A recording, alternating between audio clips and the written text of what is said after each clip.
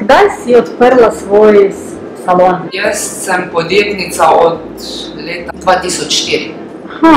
Torej že res kar veliko. Že kar nekaj let, ja. In kdaj si odločila, da že si pripravljena za otvoritev? Ko imaš dovolj izkušenj, da si res vidiš, da imaš dovolj strank, da se spoznaš bolj kot ne res na tem področju, da znaš vse tudi voditi. A ti je bil strah na začetku? Ja. A kaj si se bala več? Kako boš, ker to je le, ne moreš danes odpreti, jutri pa tudi kar zapreti, tako da pa si potem vezan na stranke, veš, da boš, ko si enkrat podjetnik, da si 24 ur podjetnik, ne oddelaš 8 ur, ampak delaš kar cel dan. Ljudje imajo fantazijo, da podjetniki cel dan tako sedijo in nekdo drugi dela. Kakšna je razlika med fantazijo in realnostjo? Zelo velika. Jaz delam cele dneve. Sem tukaj tudi, ker sem v centru tudi ob nedeljah. Prazniki so tudi včasih bili odprti do 12. ure s skrajšanim delovnim časom, tako da dejansko si res že v samem salonu zelo velik. Jaz dejansko odhajam samo na kosilo, kakšno banko, ki je tako porihta, drugače sem večino časa tle. Ko prideš domov, še imaš pa tudi ogromno stvari, ali na Facebooku, Instagram, tako da se promoviraš. Si sama to se promoviraš? Ja. Tako da si cele dneve v podjetništvu, v delu, tako da... Če te poslušaš, torej podjetnik vedno zaseden in lažje hoditi v službo. A kakšni plus je podjetništvo? Bolj malo. Samo to, da si sam svoj šef, da ti nekdo od zgoraj ne narekuje, drugače pa moraš biti sam toliko, da se zavedaš obveznosti do strank, tudi do domačih, ker če jaz jutri neham delati, kako je v tem času bilo, ko smo mogli zapreti, ostaneš čez noč brez financ. Tako da se tudi tega moraš zavedati, da nekaj moraš delati na stran, da ne gre to od danes do jutri, ker plačo le dobivaš redno, tudi če jaz jutri ostanem v bolniški, to je tukaj nemogoče. Ne morem, ne v bolniško dopust, zelo malo kdaj si privoščiš.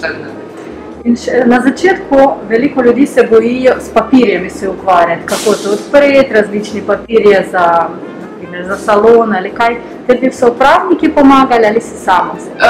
Jaz edino, kar imam, je računovodkinja, na katero se obrnem, drugače pa večino časa si moraš sam pomagati. Neki podjetniki probajo sami računovodstvo, rihtati knjige in tako naprej, to je res slabo. Jaz pravim, delaj tisto, kar znaš delati, delaj svoj poklic, zato smo šli v vsak svoj poklic, ker vsak čisto vsega pa tudi res ne zna. In kako misliš, kaj je najbolj težko za podjetje? Meni delati je nekaj najlažjega, samo delo.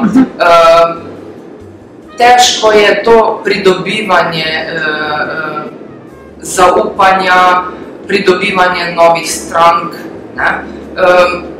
Jaz dejansko imamo stranke na tem principu od ust do ust, zadovoljna stranka pove naprej drugi. Ne znam toliko na reklami delati, ampak pridobivanje strank, pa obdržati to stranko, pa res potem tisti težji del, ker stranko izgubiš lahko zelo malem. Ena napakica, ena napačna beseda lahko, pa jo izgubiš, pridobivati si jo moraš pa dolgo. To je najtežji del. Kot tvoja stranka razumem, da ti si res dober frizer in hvala Bogu, da sem te našla. Kakšni nasveti daš za začetnikov, za frizerov? Kako dobiti stranke, kako to... Veliko dela, veliko učenja. Na tak način si pridobivaš tudi potem stranke. Več ko znaš, več veljaš. Torej, vedno izboljšati svoje izboljšavanje iz vidika izobraževanja. Tako da res izobraževanja so ogromno, tako da mi frizerji včasih mislijo, da se narediš šolo, pa je to, ne? Pa še tista je tak bolj lahka, ampak ni res, mi se moramo izobraževati non-stop, moda se non-stop spreminja, tako da ne samo, da greš na seminarje, je treba slediti tudi modnim trendom svetovnim in je treba tudi po internetu veliko ur prelistavanja pa različnih strani obrnati, tako da danes je že ogromno tega tudi na YouTubu, tako da ne samo, da ti fizično greš na seminarje, je potrebno tudi pregledovanje tako preko interneta. In kako misliš za začetnikov, za frizerjev, za koliko časa oni morajo biti pripravljeni, da ne bojo dobili denar po šoli? Treba je res veliko delati na tem, da ti vlagaš v sebe. To rabiš kar par let, da ti delaš na tem, da vlagaš v sebe. To pomeni tudi, da ti v sebe denar vlagaš in znanje. Tako da par let gre denar bolj stran, kakor pa na kupček. Tako da pa tudi takrat moraš še vedno vlagati, tako da obračaš tisti denar, ki si ga pač zaslužil, moraš spet dati v znanje. Tako da rabiš kar par let, ne moreš pričakovati, da boš kar obogatel, pravzaprav tako ne moreš obogateti, delo z roko je težko. Hvala. In povej, prosim, imaš neke usluge, katere v salonu za lase, za katere iz celo Slovenije k tebi prihajajo? Kakšne to usluge? Iz različnih koncev prihajajo na keratinske nege. To je kaj za lase? To je nega, zdravljenje las. Tako da obenem ne da ravna las, ker ga ne toliko zravna, ampak neguje in tisti poškodovan las izboljša kvaliteto, zapolni las. Keratin je tak naravna tvorba lasov, nohtov, kože in nam ga z letim primanjkuje, ti ga pa dodaš noter, da las izboljšaš. Tako da to je izboljšava lasa dejansko. Potem na te razne balajaž tehnike, ki so malo težje, to ne moreš kar doma pobarvati. Tako da takšne bolj barvanja, specializirana barvanja in pa te nege za lase.